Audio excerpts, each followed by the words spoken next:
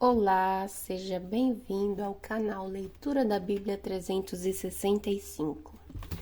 Vamos dar continuidade hoje, no dia 1º de abril. Vamos iniciar um novo mês com muitas leituras. Hoje é o dia 91/365. Vamos continuar a leitura sequencial lá no Antigo Testamento, no livro Deuteronômio, capítulo 18, versículo de 1 até o capítulo 20, versículo 20. Lembrem-se de que os sacerdotes levitas e todos os outros membros da tribo de Levi não receberão porção alguma da terra como herança entre as outras tribos de Israel. Em vez disso, sacerdotes e levitas comerão das ofertas especiais apresentadas ao Senhor, pois essa é a parte que lhes cabe.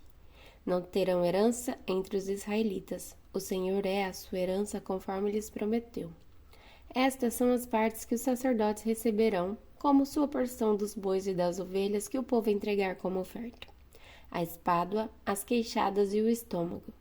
Deem também aos sacerdotes a primeira porção dos cereais, do vinho novo, do azeite e da lã, na época da tosquia. Pois o Senhor seu Deus escolheu a tribo de Levi dentre todas as suas tribos para servir em nome do Senhor para sempre. Se um levita decidir sair de sua cidade em Israel, seja ela qual for, e mudar-se para o lugar que o Senhor escolher, ele servirá ali em nome do Senhor seu Deus, da mesma forma que todos os seus companheiros levitas, que servem o Senhor naquele lugar. Comerá sua porção dos sacrifícios e ofertas, mesmo que também receba sustento de sua família.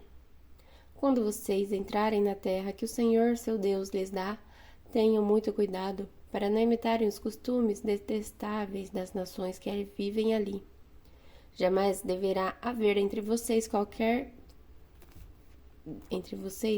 alguém que queime seu filho ou sua filha como sacrifício. Não permitam que alguém do povo pratique adivinhação, use encantamentos, interprete agouros, envolva-se com bruxaria, lance feitiço, atue como médium ou praticante do ocultismo, ou consulte os espíritos dos mortos. Quem pratica tais coisas é detestável ao Senhor. É justamente porque as outras nações praticam estas coisas detestáveis que o Senhor seu Deus as expulsará de diante de vocês. Sejam inculpáveis perante o Senhor seu Deus. As nações cujas terras vocês estarão prestes a conquistar consultam feiticeiros e adivinhos, mas o Senhor seu Deus os proíbe de fazerem essas coisas. O Senhor seu Deus levantará um profeta como eu no meio dos seus irmãos israelitas. Deem ouvido a ele, pois foi isso que vocês pediram ao Senhor seu Deus quando estavam reunidos ao pé do Monte Sinai. Disseram: não iremos mais ouvir a voz do Senhor, nosso Deus, nem ver este fogo ardente, pois morreríamos. Então o Senhor me disse: eles estão certos. Levantarei um profeta como você no meio de seus irmãos israelitas e porei minhas palavras em sua boca. E ele dirá ao povo tudo o que eu lhe ordenar. Eu mesmo pedirei contas de qualquer um que não ouvir as mensagens que o profeta proclamar em meu nome. Mas o profeta que tiver a presunção de falar em meu nome algo que não lhe ordenei, ou que falar em nome de outros deuses, será morto. Talvez vocês se perguntem: como saberemos se um profeta vem do Senhor ou não? Se o profeta falar em nome do Senhor, mas suas previsões não acontecerem nem se cumprirem, vocês saberão que a mensagem dele não vem do Senhor. Esse profeta presumiu arrogantemente que falava em meu nome e vocês não precisam temê-lo. Quando o Senhor seu Deus destruir as nações cujo território ele lhes dá, vocês tomarão posse da terra e se restabelecerão nas cidades e casas que elas construíram. Em seguida, separarão 3 cidades de refúgio na terra que o Senhor seu Deus lhes dá. Preparem as estradas e dividam em 3 regiões a terra que o Senhor seu Deus lhes dá como propriedade, com uma dessas cidades em cada região. Quem tiver matado alguém poderá fugir para uma dessas cidades de refúgio e ficar a salvo. Isso se aplica a alguém que, sem intenção e sem mostrar hostilidade anterior, matar outra pessoa. Ele poderá fugir para uma dessas cidades de refúgio e viver em segurança. Se acontecer, por exemplo, de alguém ir com o vizinho cortar lenha no bosque, e quando um deles levantar o machado para cortar uma árvore, o ferro do machado escapar do cabo, atingir a outra pessoa e causar sua morte, o homicida poderá fugir para uma das cidades de refúgio a fim de salvar sua vida. Se, contudo, a distância até a cidade de refúgio for muito grande e acontecer que, irado o parente encarregado de vingar a morte da vítima, alcance e mate o homicida, o castigo não seria merecido, pois o fugitivo não mostrou hostilidade anterior à vítima. Por isso, ordeno que separem 3 cidades de refúgio. Se o Senhor seu Deus ampliar seu território, conforme jurou a seus antepassados, e lhes der toda a terra que lhes prometeu, separem mais 3 cidades de refúgio. Ele lhes dará a terra se vocês cumprirem cuidadosamente todos os mandamentos que hoje lhes dou, se sempre amarem o Senhor seu Deus e andarem em seus caminhos. Com isso, vocês evitarão a morte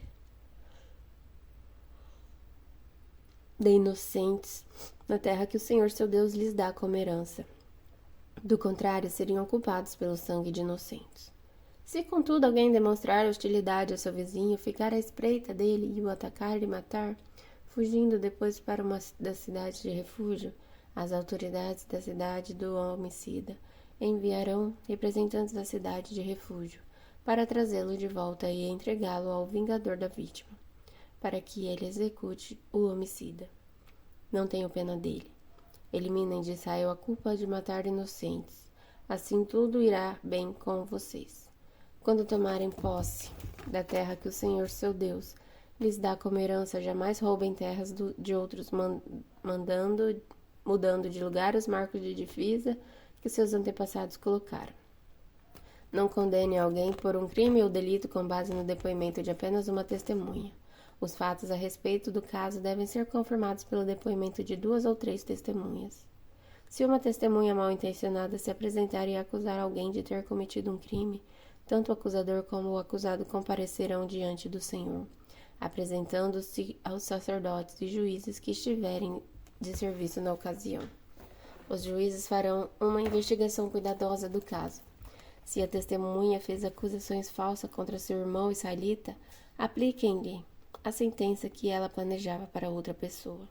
Desse modo, vocês eliminarão o mal do seu meio. O restante do povo ficará sabendo disso e terá medo de cometer tamanha maldade. Não tenham pena do culpado. Sua regra deve ser vida por vida, olho por olho, dente por dente, mão por mão, pé por pé. Quando saírem para lutar contra seus inimigos e enfrentarem cavalos e carros e um exército maior que o seu, não tenham medo. O Senhor seu Deus, que os tirou da terra do Egito, está com vocês. Quando se prepararem para a batalha, o sacerdote virá à frente e falará aos soldados. Dirá: ouçam, homens de Israel, ao saírem hoje para lutar contra seus inimigos, sejam corajosos. Não tenham medo, nem se apavorem, nem temam diante deles, pois o Senhor seu Deus vai com vocês. Ele lutará contra seus inimigos em seu favor e lhes dará vitória. Então os oficiais do exército se dirigirão aos soldados e dirão: alguém aqui acabou de construir uma casa, mas ainda não a dedicou? Se houver alguém nessa situação, vá para casa. Se você morresse na batalha, outra pessoa dedicaria sua casa. Alguém aqui acabou de plantar uma videira, mas ainda não comeu de seus frutos? Se houver alguém nessa situação, vá para casa. Se você morresse na batalha, outra pessoa comeria dos primeiros frutos. Alguém aqui acabou de ficar noivo de uma mulher, mas ainda não se casou? Vá para casa e tome a mulher como esposa. Se você morresse na batalha, outra pessoa a tomaria como esposa. Os oficiais também dirão: alguém aqui está com medo ou angustiado? Se estiver, vá para casa, antes que amedronte mais alguém. Quando os oficiais terminarem de falar aos soldados, nomearão comandantes para as tropas. Quando vocês se aproximarem de uma cidade para atacá-la, primeiro proponham a paz a seus habitantes. Se eles aceitarem suas condições e abrirem as portas, todo o povo dentro da cidade o servirá com trabalhos forçados. Se eles recusarem a proposta de paz e se prepararem para lutar, cerquem a cidade. Quando o Senhor seu Deus lhes entregar a cidade, matem à espada todos os homens. Contudo, poderão tomar para si as mulheres, as crianças, os animais e tudo o que acharem na cidade. Poderão aproveitar todos os despojos dos inimigos que o Senhor seu Deus entregou em suas mãos. Essas instruções se aplicam somente às cidades muito distantes, e não às cidades dos povos que vivem na terra em que vocês entrarão. Nessas cidades que o Senhor lhes dá, como herança, destruam todo ser vivo. Destruam completamente os hititas, os amorreus, os cananeus, os fariseus, os heveus e os jebuseus, conforme o Senhor seu Deus lhes ordenou. Isso evitará que os povos da terra os ensinem a imitar os atos detestáveis que eles praticam quando adoram os seus deuses, coisas que fariam vocês pecarem contra o Senhor seu Deus. Quando cercarem uma cidade e a guerra se prolongar, não cortem as árvores com machados. Comam dos frutos, mas não cortem as árvores. Acaso as árvores são inimigos para que vocês as ataquem? Cortem apenas as árvores que vocês sabem que não dão frutos e usem-nas para fazer o equipamento necessário no cerco à cidade inimiga até que ela caia. E agora no Novo Testamento, em Lucas, capítulo 9, versículo de 28 a 50. Cerca de 8 dias depois, Jesus levou consigo Pedro, João e Tiago a um monte para orar. Enquanto ele orava, a aparência de seu rosto foi transformada e suas roupas se tornaram brancas e resplandecentes. De repente, Moisés e Elias apareceram e começaram a falar com Jesus. Tinham um aspecto glorioso e falavam sobre a partida de Jesus que estava para se cumprir em Jerusalém. Pedro e os outros lutavam contra o sono, mas acabaram despertando e viram a glória de Jesus e os 2 homens que estavam com ele. Quando Moisés e Elias iam se retirando, Pedro, sem saber o que dizia, falou: Mestre, é maravilhoso estarmos aqui. Vamos fazer 3 tendas, uma será sua, uma de Moisés e outra de Elias. Enquanto ele ainda falava, uma nuvem surgiu e os envolveu, enchendo-os de medo. Então uma voz que vinha da nuvem disse: Este é meu filho, meu escolhido, ouçam-no. Quando a voz silenciou, só Jesus estava ali. Naquela ocasião, os discípulos não contaram a ninguém o que tinham visto. No dia seguinte, quando desceram do monte, uma grande multidão veio ao encontro de Jesus. Um homem da multidão gritou: Mestre, suplico que veja meu filho, o único que tenho. Um espírito impuro se apodera dele e o faz gritar, lança-o em convulsões e faz espumar pela boca. Sacode violentamente e quase nunca o deixa em paz. Supliquei aos seus discípulos que os expulsassem, mas eles não conseguiram. Jesus disse: Geração incrédula e corrompida, até quando estarei com vocês e terei de suportá-los? Então disse ao homem: Traga-me aí o seu filho. Quando o menino se aproximou, o demônio o derrubou no chão, numa convulsão violenta. Jesus, porém, repreendeu o espírito impuro, curou o menino e o devolveu ao pai. Todos se espantaram com a grandiosidade do poder de Deus. Enquanto todos se maravilhavam com seus feitos, Jesus disse aos discípulos: Ouçam-me e lembrem-se do que lhes digo. O Filho do Homem será traído e entregue em mãos humanas. Eles, porém, não entendiam essas coisas. O significado estava escondido deles, de modo que não eram capazes de compreender e tinham medo de perguntar. Os discípulos começaram a discutir sobre qual deles seria o maior. Jesus, conhecendo seus pensamentos, trouxe para junto de si uma criança pequena e disse: Quem recebe uma criança como esta em meu nome, recebe a mim. E quem me recebe, também recebe aquele que me enviou. Portanto, o menor entre vocês será o maior. João disse a Jesus: Mestre, vimos alguém usar seu nome para expulsar demônios. Nós o proibimos, pois ele não era do nosso grupo. Não o proíbam, disse Jesus. Quem não é contra vocês é a favor de vocês. Agora nos Salmos, capítulo 73, versículo de 1 a 28. Certamente Deus é bom para Israel, para os que têm coração puro. Quanto a mim, quase tropecei, meus pés escorregaram e quase caí. Pois tive inveja dos orgulhosos quando os vi prosperar apesar de sua perversidade.